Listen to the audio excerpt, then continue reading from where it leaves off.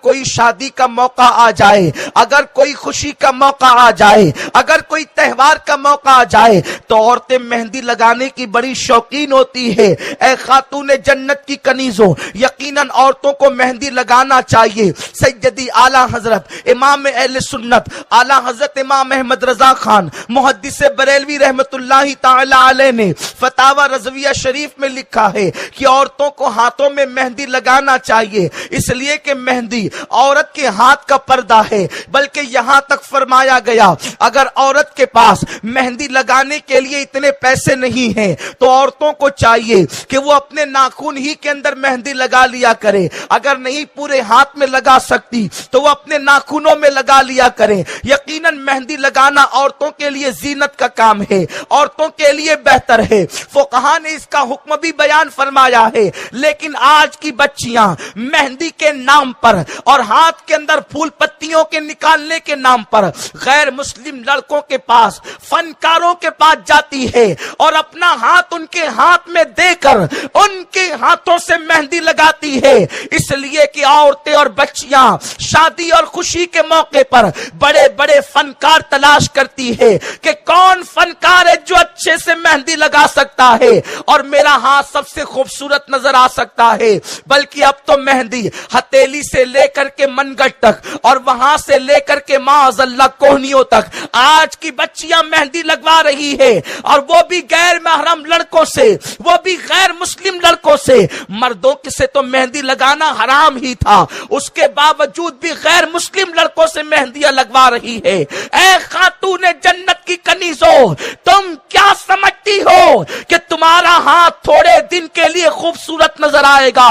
اجنبی مردوں سے مہندی لگوانے والیوں، اجنبی مردوں سے پھول پتیاں بنوانے والیوں، یاد رکھو 8-10 دن ہاتھ کو خوبصورت بنانے کے لیے تم ہمیشہ کے لیے اپنے وجود کو جہنم کا ایندھن بنا رہی ہو۔ اگر تم نے مہندی لگانے کے لیے اپنا ہاتھ کسی مرد کے ہاتھ میں دے دیا تو تمہارا ہاتھ کہاں جائے گا؟ میرے آقا فرماتے ہیں اگر کوئی عورت اپنے ہاتھ کو کسی اجنبی مرد کے ہاتھ میں دے دے، اس ہاتھ پر سب سے زیادہ جہنم کا حق ہوا کرتا ہے، وہ ہاتھ جہنم کا ایندھن بنے گا، وہ ہاتھ جہنم میں جلے گا۔ اے خاتون جنت کی کنیزوں، اپنے نرم و نازک جسم پر رحم تو کرو، اپنے کمزور جسم پر رحم تو کرو۔ تھوڑی دن کی عشرت کے لیے، تھوڑی دن کے زینت کے لیے، چند دن کی زینت کی خاطر تم اپنے آپ کو جہنم کا ایندھن بنا رہی ہو۔ میرے پیارے آقا صلی اللہ علیہ وسلم کی کنیزوں،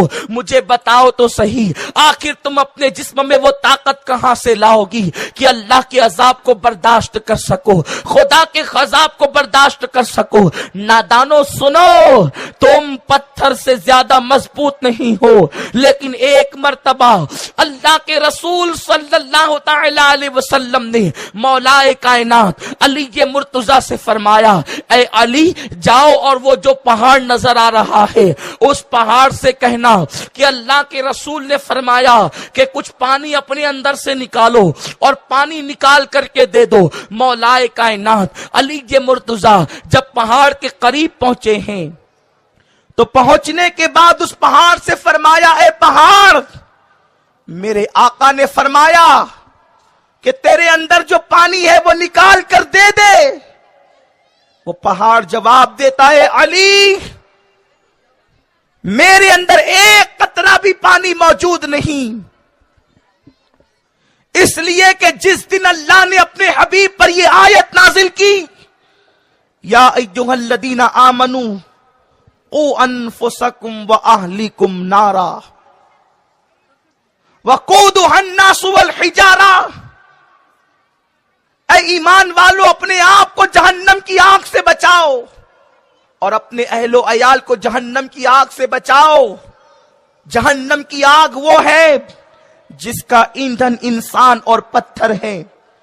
تو جب جہنم کا ایندھن پتھر کو بھی بتایا گیا اور انسان کو بھی بتایا گیا تو وہ پہاڑ کہتا ہے میں اللہ کے خوف سے رونے لگا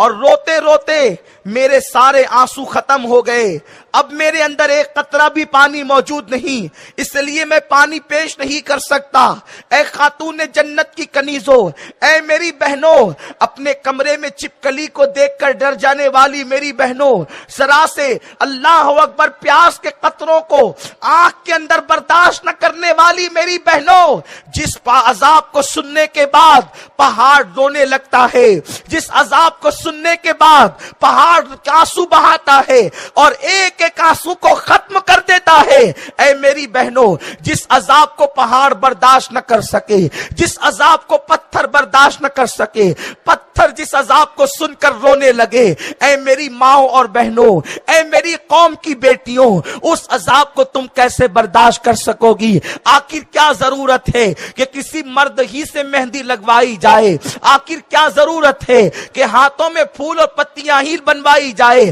یاد رکھو، تم سادہ مہندی بھی لگا سکتے ہو، اور زیادہ سے زیادہ اگر بہت شوقی ہے تو کسی لڑکی سے لگوائی جائے۔ لڑکوں سے مہندی لگوانا حرام ہے، اپنے ہاتھ کو جہنم میں جلانے کے مترادف ہے، اپنے آپ کو جہنم میں ڈالنے کے مترادف ہے۔ اے خاتون جنت کی کنیزوں، اپنے آپ پر رحم کرو۔